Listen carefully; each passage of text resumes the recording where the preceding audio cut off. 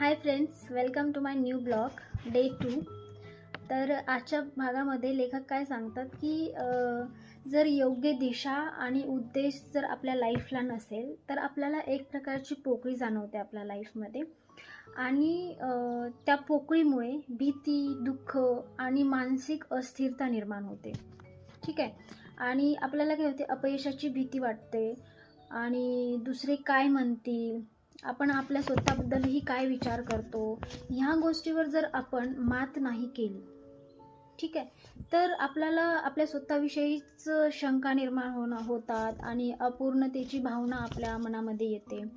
आणि त्यासाठी लेखकांनी काय सांगितलं की एक माइंडसेट इन मोशन सायकल हे एक आपल्याला सजेस्ट केलेली आहे. त्याच्यामध्ये 4 पॅरामीटर आहेत. एक आहे ओळख, दुसरा आहे विचार, तिसरा आहे भावना आणि चौथा आहे वागणूक.